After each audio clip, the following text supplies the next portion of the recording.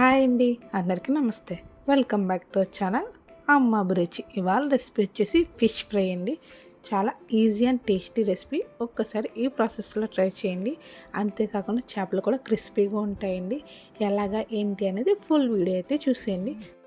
ముందుగా చేప ముక్కలను అయితే శుభ్రంగా కడుక్కోండి. కడిగేటప్పుడు కొంచెం కల్లుప్పు, నిమ్మరసం వేసి శుభ్రంగా కడుక్కోండి.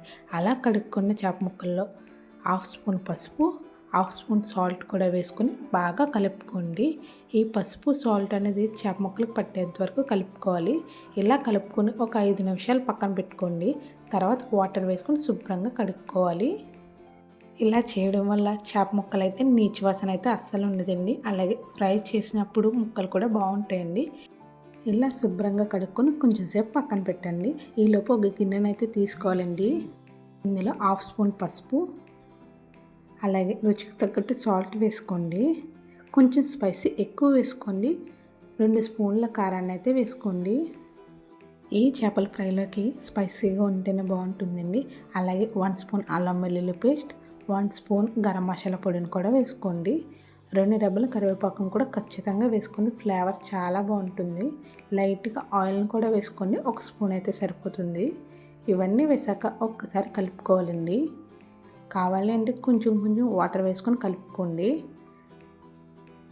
ఇందులోనే 2 స్పూన్ల బియ్యం పిండిని కూడా వేసుకోండి. ఇలా వేయడం వల్ల చేప ముక్కలు అనేవి క్రిస్పీగా ఉంటుందండి. ఒక్కసారి ఇలా ట్రై చేయండి, చాలా బాగుంటుంది. మొత్తం ఒకసారి పూర్తిగా కలిపేసుకోండి. సాల్ట్ సరిపోయిందో లేదో చెక్ చేసుకోవాలంటే ఇప్పుడే చెక్ చేసుకోండి. నేనైతే చెక్ చేసుకోనండి, నాకు కరెక్ట్గా సరిపోతుంది. ఇప్పుడు మొత్తం అన్ని చేప ముక్కలకి పట్టించుకోవాలండి. మీరు కనుక ఫస్ట్ టైం నా ఛానల్ చూస్తుంటే కనుక వీడియో నచ్చితే లైక్ చేయండి, షేర్ చేయండి. మన ఛానల్లో ఉన్న వీడియోస్ని కూడా చూసేయండి. మీ ఫ్రెండ్స్ అండ్ ఫ్యామిలీ మెంబర్స్కి షేర్ చేయండి. మీరు కూడా ట్రై చేసి మీకు ఎలా వచ్చిందో కామెంట్ చేయండి. ఇలా కలిపేసుకొని కొంచెంసేపు పక్కన పెట్టుకోండి.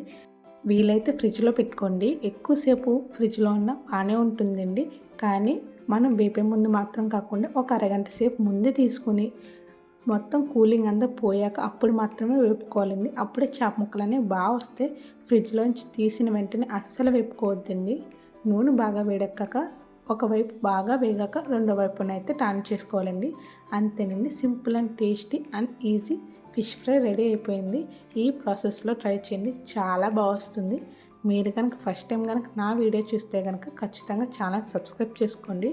మీరు కూడా ట్రై చేసి మీకు ఎలా వచ్చిందో కామెంట్ చేయండి.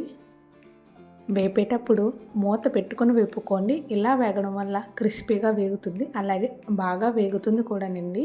అంతేకాకుండా వేపేటప్పుడు మంటని బాగా లో ఫ్లేమ్లో పెట్టుకొని వేపుకోండి. అప్పుడే లోపలంతా వేగుతుంది. అలాగని అన్నీ ఒకసారి వేసుకోకండి. దాంట్లో ఎంత ఖాళీగా ఉందో దాన్ని బట్టి వేసుకోండి. నేనైతే 2 వేస్తున్నానండి. గిన్నె ఖాళీని బట్టి వేపుకోవాలండి. ఇలా వేపుకుంటే సరిపోతుంది. అంతేనండి, simple and easy fish fry అయితే రెడీ.